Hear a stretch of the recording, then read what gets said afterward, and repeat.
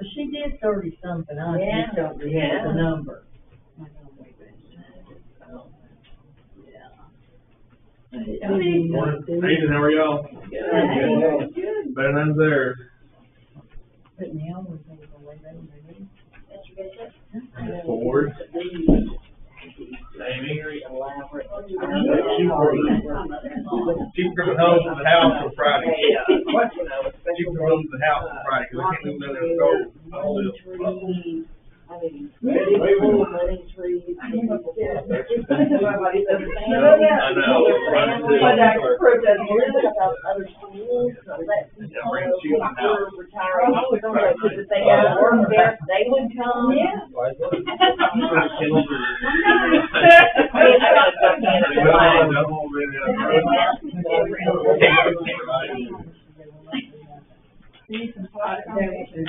And I mean, like, I don't expect Well, I mean, to, because I I don't live down there. gotta do it. I don't live down there. Right.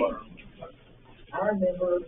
We have about, Yeah, I don't have a planning form, we got the enclosure, but not a house. Right, I got 2 kilos. my year. Yeah, we're all in it together. Yeah. Yeah. So, you know, I need to go down. Yeah. Yeah. Like a garage? She also told me. Yeah, my critters are gonna be fine. I'm so sick. Yay, we're good. Good. This is my last day now. What am I gonna do? Are you ready to get it? Yeah. The apocalypse? I'll be on The end of the world? All I can say is, rain, storm, by 9. So that's this I year. told you this morning, I saw the she said it took forever for you, like, just get it on and go back to school. Sound like they. I'm like, whew. I don't think.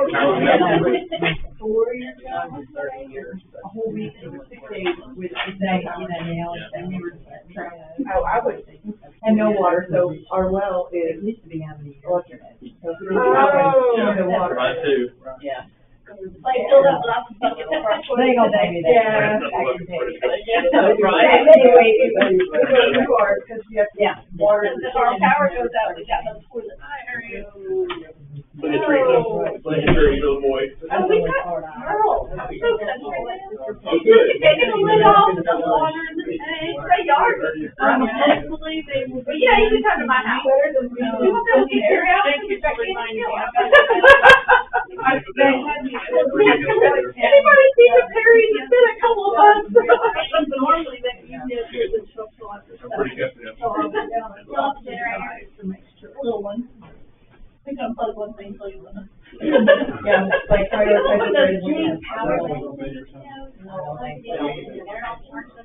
I'm on 2 feet.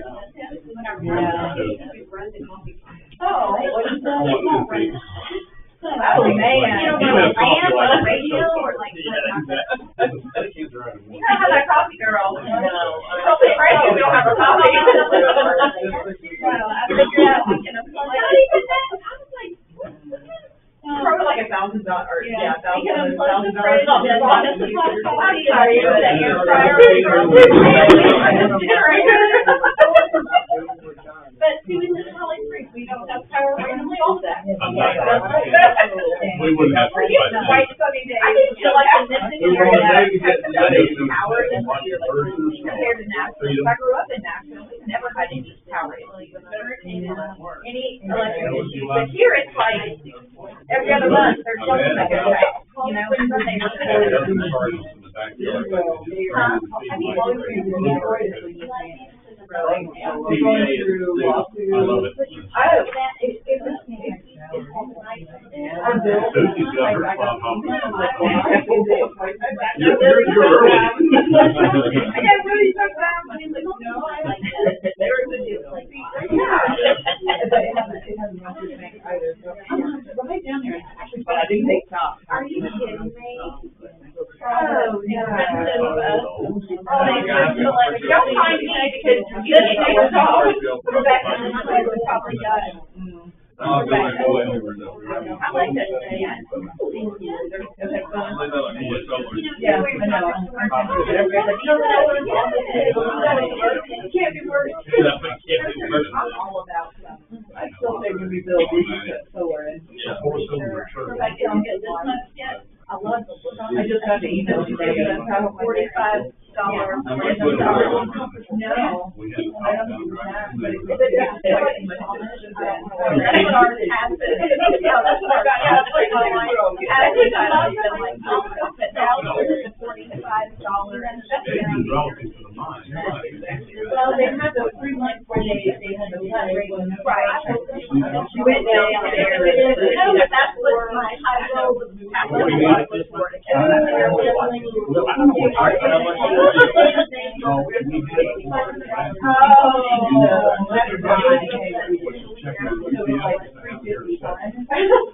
It's normally 150, 180. Gotta get like now, it's like February, you're running here.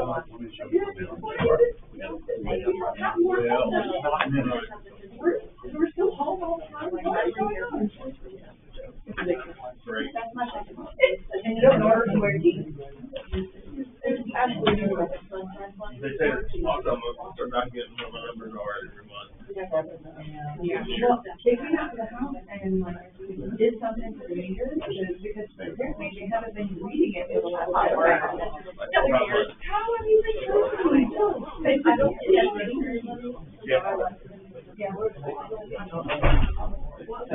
Yeah. I had my oil in August. I've got the bill this month, this month. Talked to me, I said, start with the first bill now. Okay. Go back to the. No, they said they started. Yeah, get that ready. You're not gonna finish it.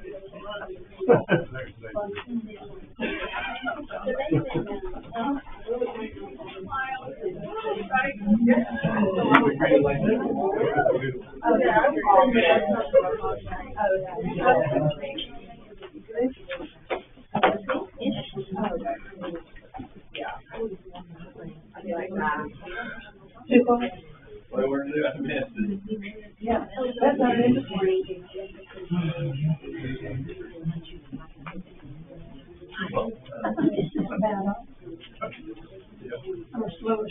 That's all right. I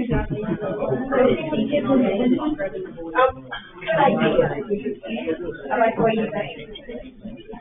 She doesn't be like, that's child labor.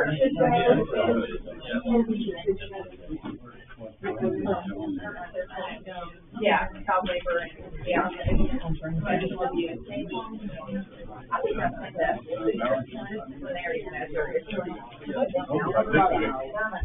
All right, well, we'll go ahead and get started after 7.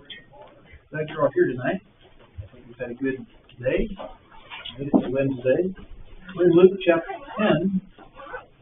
And just noticing this mission that is on the move. In chapter 9, just to remind you, give you a, so you know, can catch the, maybe what Luke is up to. In chapter 9, it begins with him taking the 12 and sending them out. He gives them the power to cast out demons, perform miracles. He sends them out. Chapter 10, he appoints 72 different men and sends them out. So that's curious. You have that those differences, and you know that number 70 or 72. There's some differences in the manuscripts, is why sometimes you'll see 70. But it's a connection back to the nations, the table of nations, back in Genesis 10 that you've got, and I think that is indicating how this is for what Jesus is doing is for the world, and that everyone who follows him is going to be sharing in the work of the kingdom. It's not just the 12. He's going to involve others as well. So just a little bit about that, but it's almost identical, right? What he tells the 72, how in commissioning them, how he did the 12 back in chapter 9. He essentially, he warns them, you've got to go into things with your eyes wide open, and he wants them to have faith. Luke is trying to teach us about faith, and when he tells them essentially, don't pack your bags, it takes a lot of faith to be able to just trek off and do what he asks, but he's talking about faith, and there's a lot of sacrifice that's involved in this.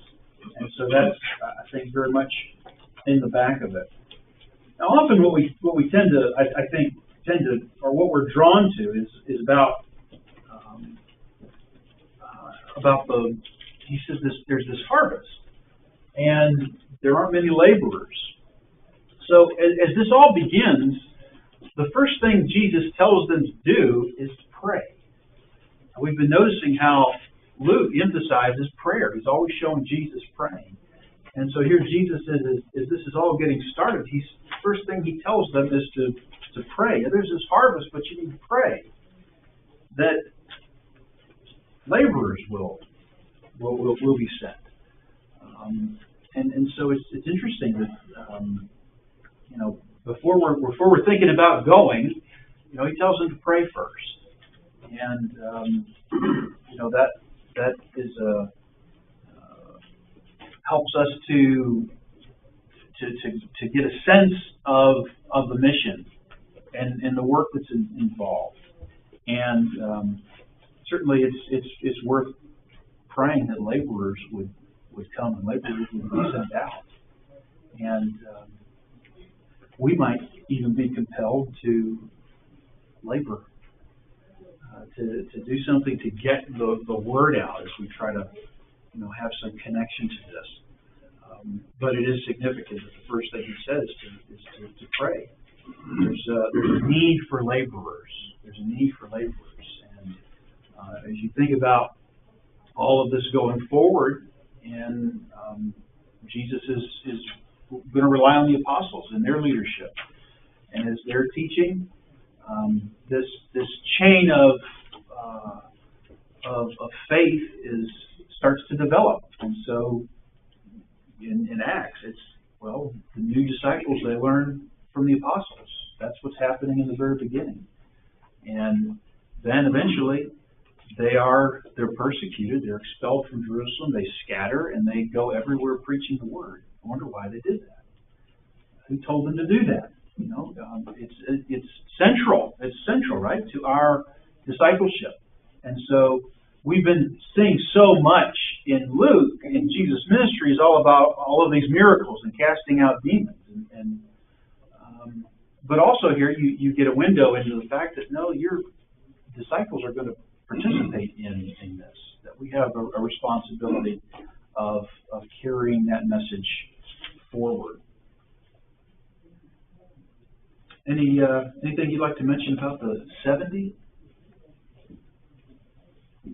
Some of these directions are pretty specific. I just had not noticed that before. Mm-hmm. And, he says, verse 6, if someone from all species there, your peace will rest. If not, still return to you. Stay there and eating and drinking whatever they give you. For the worker deserves his wages. Do not move around now. Yeah, it is. It is. I just thought that was odd. Yeah.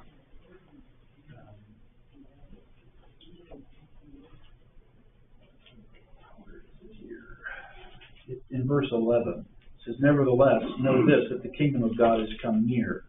I tell you, it will be more bearable on that day for Sodom than for that town. So he's talking about the people that won't receive him. And we talked about earlier that expression of shaking the dust off your feet. And so he's saying that if they won't receive you, then there's a consequence to that. And it's almost as if he's going to go on to say, don't take that personally. Don't dwell on that. In the Sermon on the Mount, it's hey, don't stick around and deal with that. Just move on. Don't cast your pearls before swine, is what Jesus says. That's a shocking thing to say in that culture, even in ours for that matter. But he says as far as the people who would reject him, it'll be more bearable on that day for Sodom than for that town. Wow. You know, that doesn't sound like Jesus, the loving shepherd. This image that we have, he's serious about this. And of course, that audience as well as us, I mean, we know about Sodom and Gomorrah and what happened there. But he's not done. It's almost as if, sometimes you know, I can get to preaching and I'll say something that will spark a thought and kind of go off, and I try to stop that. You don't want to go too far afield. But it's almost as if by the way, in verse 13, woe to you, Chorazin. Jesus has experienced the very kind of thing he's talking about here in his ministry. Speaking of towns who will have that will fare worse than Sodom, woe to you, Chorazin. Woe to you, Bethsaida. For if the mighty works done in you had been done in Tyre and Sidon, they would have repented long ago, sitting in sackcloth and ashes. But it will be more bearable in the judgment for Tyre and Sidon than for you. And you, Capernaum, will you be exalted to heaven? You shall be brought down to Hades. The one who hears you hears me, and the one who rejects you rejects me, and the one who rejects me rejects him who sent me. So then here, I guess we're given a little insight to what it's been like for Jesus. Now, we've been noticing how frequently he is well received.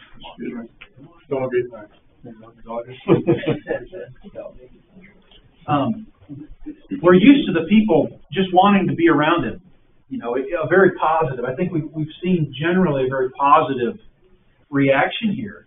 Evidently, there's more to the story. It's not all been positive. Now, we've seen a little bit of that with the Pharisees, but he mentions these towns where he did most of his work. Tremendous time and opportunity was given to the people of these towns.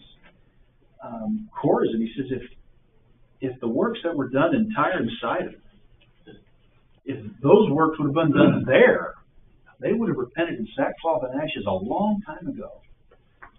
So what's your excuse? They don't have one. They don't have an excuse. And because of that, they could expect to incur the wrath of God. I think that's what happened to Sodom. They incurred the wrath of God because they refused to repent.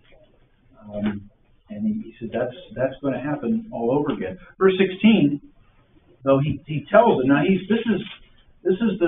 saying all of this to the 70. You're going to go out and here's what you're going to deal with, what you're going to encounter. Now maybe some of them knew that they've been around following him from town to town, but now they're the ones who are going to be at the center of it. The one who hears you hears me. So the whole message is not about them, right? The message is about Jesus. So the ones who listen to you, well, that's how they're going to receive me, through your words. The one who rejects you, well, we don't take rejection very well. It can be very discouraging. Jesus says it's not about you. They're rejecting me. And I'm the one who's going to deal with that. If they reject you, what were they supposed to do? Move on. Just move on. The one who rejects me rejects him who sent me. And this is what, many people just refuse to accept. This is the problem, right? This is the crux of it all, is that Jesus has attached himself to the Father, to the Father. That's how he refers to God. The implications, he's God's Son. And there's a lot of people who don't like that, aren't willing to accept it. But he says, if you reject me, they're rejecting God. Oh, what hope do you have then? Well, of course, there is none. So, it's almost as if this is like the sort of a coach giving his team a pep talk at the beginning of the game. Now, get out there. And so they do. And I don't know, what all went on. I'm sure with that many people getting spread out, they had lots of encounters and lots of stories to tell. In verse 17, they returned. They returned. It says they returned with joy, saying, Lord, even the demons are subject to us in your name. Yeah, they had some stories to tell.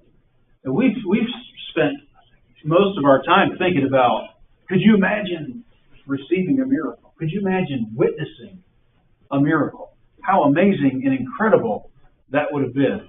We have said nothing about, but what if you could perform the miracle? What if you could do some of these things? Who could be able to handle that?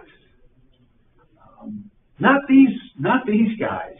Not these guys. They come back. I suppose as any of us would. Even the demons are subject to us in your name. It was as if there were no limits to what they were able to do. And Jesus is kind of burst the bubble. He kind of bursts the bubble here, as if to say, "You ain't seen nothing. You've seen some things. Let me tell you what I've seen. I saw Satan fall from lightning from heaven. Behold, I've given you authority to tread on serpents and scorpions and over all the power of the enemy, and nothing shall hurt you.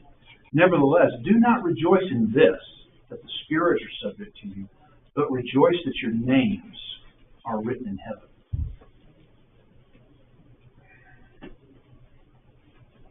Was he saying, in 18, was he saying that metaphorically to describe the fact that Satan was going to be losing his grip on things? Or was he, or was he being literal? I think he was being literal. Okay. Yeah. I saw Satan fall like lightning from heaven. So, he's giving them some perspective, but he's trying to make a deeper point about what matters. What matters the most? Like they have this power. They've used it, and it has a purpose. But where's the joy found? The joy is not in what they've been given to do. He says the joy is that your name is written in heaven. So when I read that, and you can give me your thoughts as always, but when I read that, I think your name is written in heaven. That's something about identity. Identity. That you are known by God. What more could you ask for than to be known by God? That's what matters. Why are you known by God? Because these men have attached themselves to His Son and have volunteered to serve and to do this work. That's what matters. And so, well, didn't the work matter? Well, it did. It did. But the purpose of the work was to lead others to attach themselves to Jesus so their names could be written in heaven. That's what matters. Now, I've said before, I know some pretty important people. I know Bill Gates, and I know Donald Trump, and I know LeBron James. Not one of those guys knows me. So does it matter that I know them? I think we can understand. Would it make a difference if one of those guys knew me? It probably would. In the Sermon on the Mount, at the end, Jesus, when He's pronouncing judgment, what does He say to those who are condemned? He says, I never knew you. I never knew you. You think it matters to be known by God? That's all that matters. That's all that matters. And that's what Jesus, I think, is trying to get across to them. Yeah, you've done some amazing things. You've done some things that not just anybody could do in how I've blessed you, but that's not the main thing. And so sometimes maybe we can get caught up in good things, but not and forget the best thing. And that point is going to be made later on at the end of the chapter. But do you have any thoughts about? I mean, it's a curious thing for several reasons that happens here. But any thoughts about why Jesus reacts to them the way they do? I think he sensed that they were glorifying themselves to some extent. Yeah. And he's, like you said, he burst their bubble a little bit. He said, you guys did a great job, but listen, it's not about you. This is about your name's written in the book of life, and please don't take the glory yourself. Yeah. Yeah, I think that's what's happening. We've already seen earlier, it fits the context what Luke's been showing us, the conversation we talked about Sunday, the disciples asking about who's the greatest. You think these guys wouldn't start to have the same conversation maybe? That's kind of how we think. We like to have influence and power, and we like attention, and so I think Jesus is trying to give them a better perspective. Anything else? I think he gives us the same perspective, I guess, in what passage it says that when it talks about talents and gifts that we have today, and he says, why are you any better than anyone else? Who gave you? You didn't do anything for the talent. I created you. I gave you the talent. Use it for me. It's a constant reminder that we're here for His purpose, Right. then and now. Right. Yep. All to His glory. And then I think also here, you're just trying to see sort of a flow of thought as Luke presents these accounts. In verse 21, after he says what he does to the 70, in verse 21 it says, in the same hour he rejoiced in the Holy Spirit. Now he's just talked about this, what matters, what the source of joy is. And now he says, I thank you, Father, Lord of heaven and earth. You've hidden these things from the wise and understanding and revealed them to little children. Yes, Father, for such was your gracious will. All things have been handed over to me by my Father, and no one knows who the Son is except the Father, or who the Father is except the Son, and anyone to whom the Son chooses to reveal him. So I think this prayer is in keeping with the point that he makes to the 70. Was Jesus going around performing miracles so he could just show how awesome he was? If he did that, you won't find a sentence in the Gospels where he says that much. You find him saying things that, like he says here, where he's always pointing back to his Father. That it's the Father who sent him here. It's the Father's will that he's doing. That goes back to the very beginning of the book when we talked about him at the temple at 12 years old. He's about his Father's business, and you see him acknowledging that. This is about what the Father is doing through him, and that's what he wants those men to recognize, and that's what he wants us to recognize. We're vessels, right? We're vessels through which God works in the world. The glory goes back to him. He also, this last part of what he says here is interesting. I think about, he's talking about, people who are understanding him and what he's about. That it's the Son and anyone to whom the Son chooses to reveal him. So the Son has been revealing. He's been revealing the Father. He will later say, if you've seen me, you've seen the Father. That's what Jesus is doing. And people like children are the ones who are seeing it. Jesus comes for the people who are ready for Him, who wanted to see Him. And we've noted that throughout this about that you keep coming across this idea of those who see and those who can't see. There's some who see, there's some who don't, and there's some who can be helped to see. But it's if you want to see the Father through Jesus, well, you can. And I think that's part of what he's getting at here. So Jesus is rejoicing in the Father's will, which is very much in keeping what he was trying to convey. Then he turns to the disciples in verse 23. He said, privately, blessed are the eyes that see. And here it is again, this idea of seeing. Blessed are the eyes that see what you see. For I tell you that many prophets and kings desired to see what you see, and did not see it, and to hear what you hear, and did not hear it. I think this statement connects all the way back to what he says to the impenitent cities. Do you realize the blessing that you have living in the time in which you live?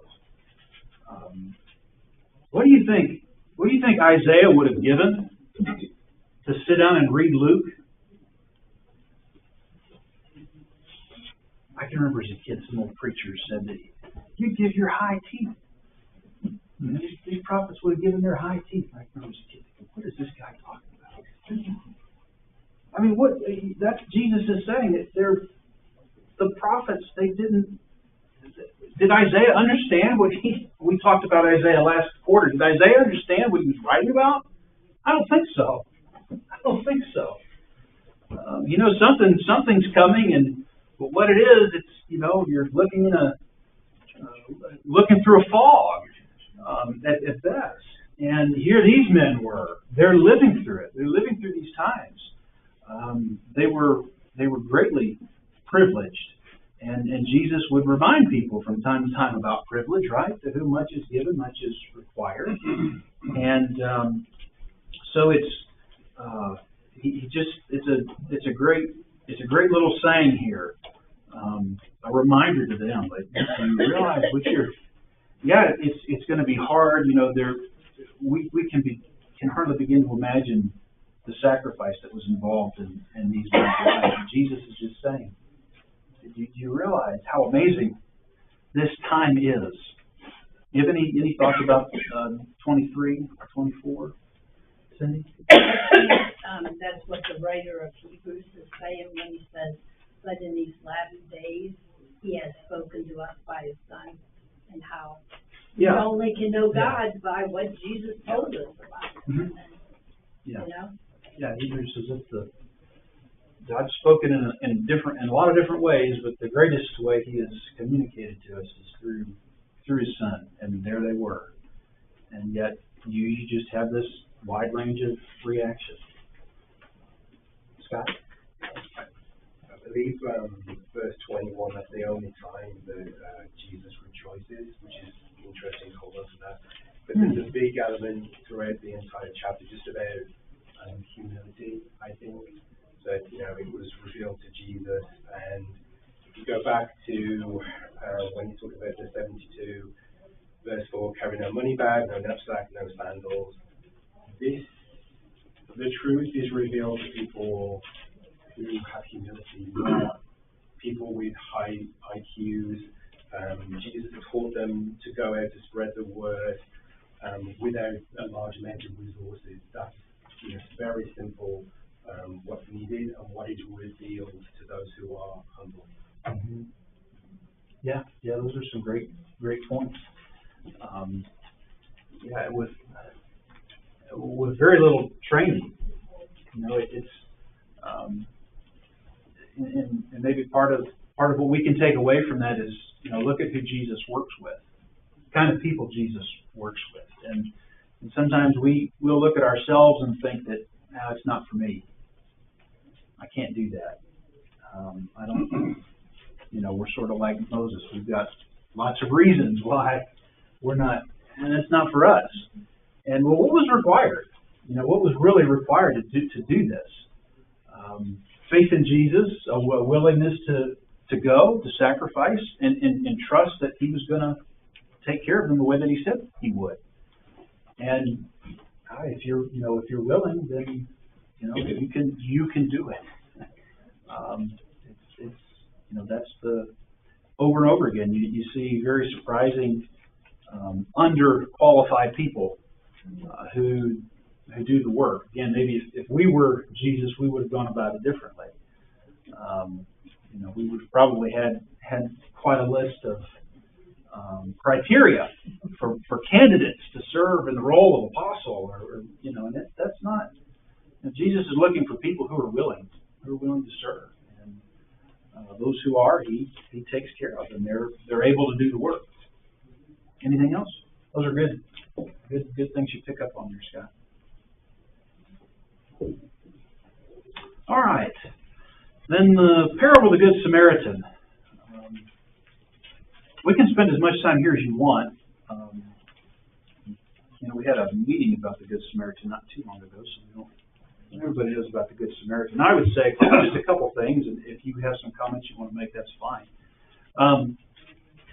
It fits, again, with the context. It's interesting, he's going to use this Samaritan as the one who is the hero of the story, to use an expression. And if you think back to chapter 9, what did James and John want to do to the Samaritans? Wipe them off the map, right? Let's wipe them off the map. And so, just to connect all of that, when Jesus does this, I wonder sometimes really what some of the disciples' reactions really were. I would love to know what James and John were thinking when they heard this parable. They just look at each other and roll their eyes. Of course, the hero would be a Samaritan. Here he goes again. You can count. After a while, they had to have picked up on the patterns of Jesus. I had back in the summertime, whenever it was, we were still in Houston, and I was Deacon had done something, and we're sitting there at dinner, and I'm going to bring it up, and it wasn't anything. His mother even some things I didn't know the whole context, and his mother took up for him, but I still wanted to make my point. And so I start making my point, and Deacon, he just looks at me and he says, "Oh, here comes the sermon." and I broke character. I couldn't help it. I laughed, and so we all had a laugh. But I still gave my sermon to about it. But I wonder, is that how James and John would have? Of course, the Samaritans, the good guy, does all the right things. Now that might make for a nice end note. Of course, this lawyer, one of the elites, is who Jesus is primarily directing all of this to. And what I wanted to point out, this question, it's a great question. I don't think you could ask a greater question. What shall I do to inherit eternal life? Jesus asks his question, what's written in the law and how do you read it? And I would point out to you that, as I've said before, Jesus expects us to think. And as far as Jesus is concerned, that man was intelligent enough to come to the correct conclusion based upon what was written in the law. And I would say the same is true of us. And that's why we're sitting here talking about Luke. That's why we study the Bible. We have questions. Well, what's written? How does God's Word address the question we might have? And God clearly thinks we're capable of coming to the right conclusions. So how do you read it? How do you interpret? So he gives this answer, and he gave the right answer. Jesus says, "You've answered correctly. Do this, and you'll live." He recognizes this is all about love for God and love for your neighbor. In verse 29, though the lawyer's just not satisfied. He's trying to justify himself, and who's my neighbor? And these are the kinds of discussions that guys like this would engage in.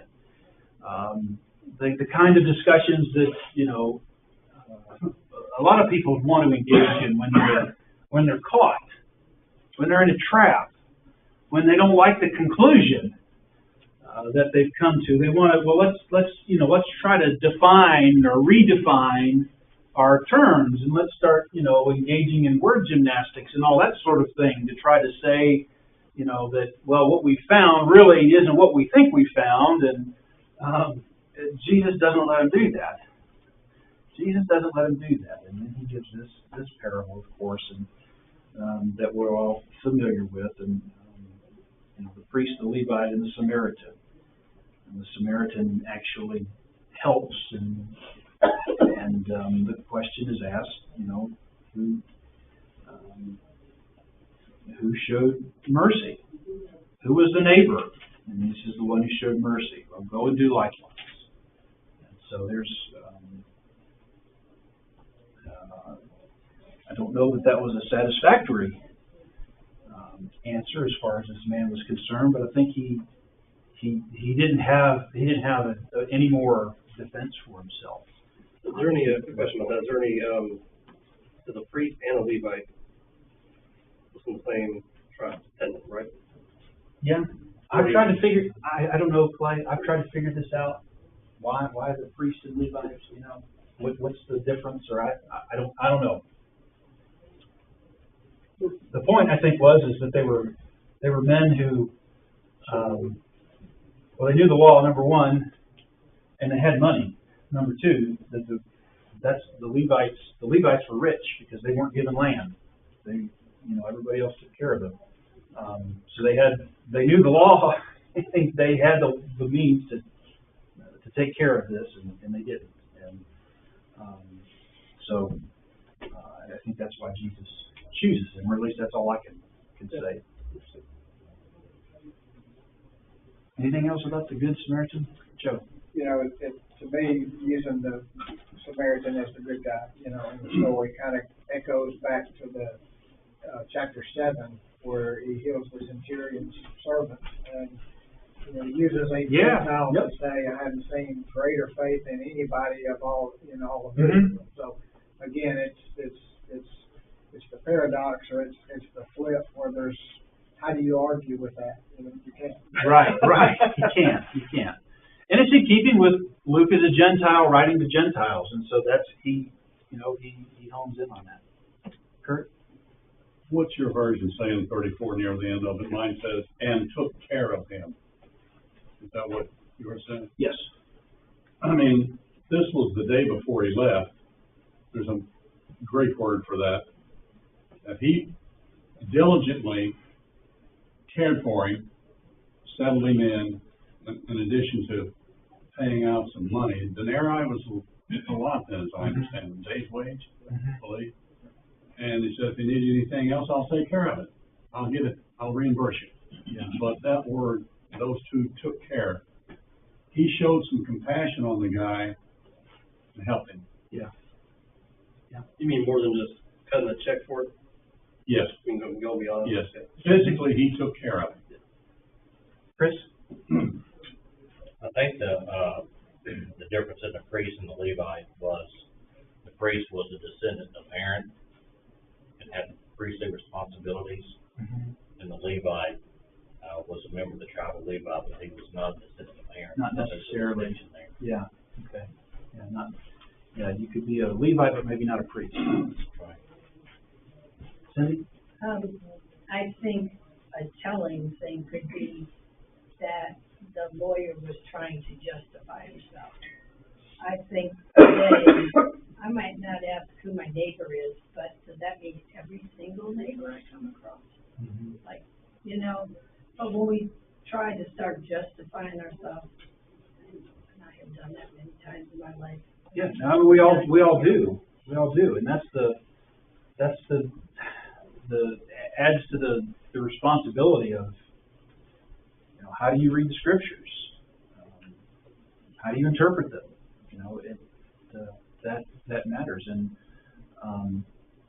when that's the motivation, then we've already gone wrong, right? Before we've ever gone searching for the answer, we've gone wrong.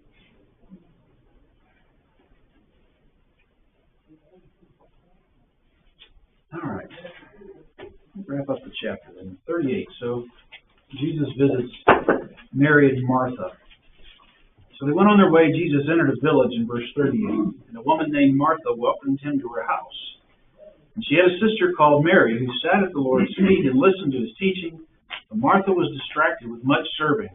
And she went up and said, Lord, do you not care that my sister has left me to serve alone? Tell her then to help me. But the Lord said to her, Martha, Martha, you're anxious and troubled about many things. But one thing is necessary. Mary has chosen the good portion, which will not be taken away from her.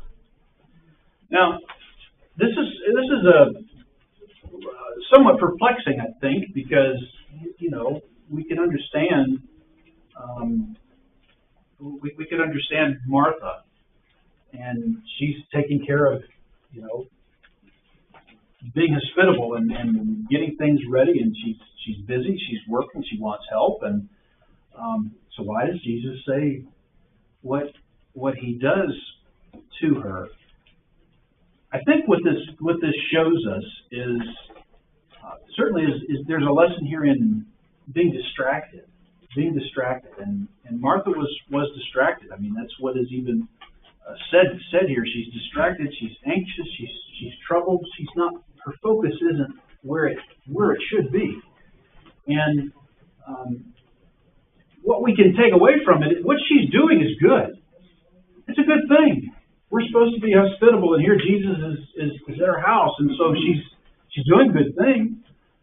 Well, the good things can distract us from the best thing, and I think that's what Jesus is trying to say. That right now, your sister she gets it. This is what matters. Being in front of Jesus and listening to him teach. But what about dinner? What about dinner? What about the dishes? They'll be there. They'll be there. And I think it's a warning about how we can be distracted, but with good things can keep us from the best. And it's not Jesus being insensitive or rude to his host. It's just trying to convey that here Mary recognizes that Jesus is the best thing, and she's fixed in on him.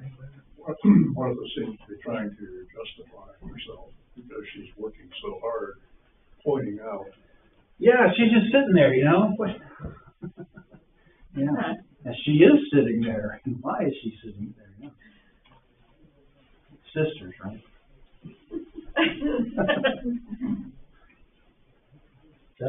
I like verse 42. I think it's important when you read. He makes the distinction, but one thing is necessary. So the necessary word is very deep here. But ignore the things that aren't. Don't forsake the necessary. The things that aren't. Yeah. And I think it's also in keeping in what Luke showed us in chapter 9 when he talks about the cost of discipleship. And you have those three men who come and they want to be followers, but they all have things that they need to take care of first. And that's essentially the same points being made here, I think, with these two women. David, I think also this is another example of Christ showing that the time's short. You won't have me much longer. Yeah. So, there'll be time to do the preparations, but right now, it'll be here. Yeah. Maybe less than 2 weeks. That was similar to when Jesus was being anointed with the oil, and the disciples think they're saying something like, hey, why waste this? Let's give it to the poor. He said, you'll always have the poor, but you're not going to have me long. It kind of reminds me of that, not understanding that Jesus' time here is short and we need to prioritize it. Yeah, and then looking back on that, they'll recognize the value of Jesus. He's invaluable, and that she was perfectly right in using that ointment. And David, when I was a little boy in Mark Trade, we had a gospel meeting one Sunday, started on Sunday, and my aunt missed church that day so she could cook to entertain the preacher and some others after church. And after everybody asked where she was, and she was on cooking, And when we got there, I remember this verse after my reading this, I think of her. Yeah. Because somebody read her these verses when they. All right, now let's see. Oh, yeah. We wouldn't forget that one. All right, thank you for being here. We'll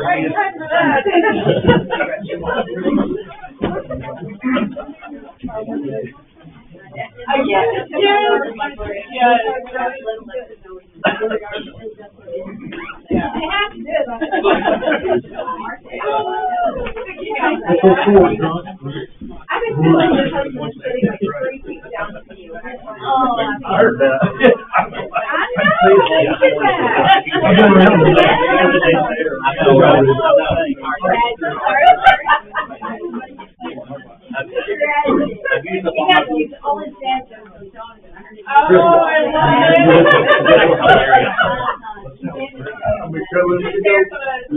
Sheep, yep. I got it for the house. Better coming out, Sean and Chris, are trying to be each other, all their kids, because they're using them on each other. I thought it was like that. Yeah, like a wall. And they have some really good ones in there, like really, really cheesy, super cheesy. Sorry. Hey. Send it to the neighbors. Who's our neighbor? Yeah, you were. Yeah, we were. I said, we've had the boy that was killed in that plane accident. Yeah.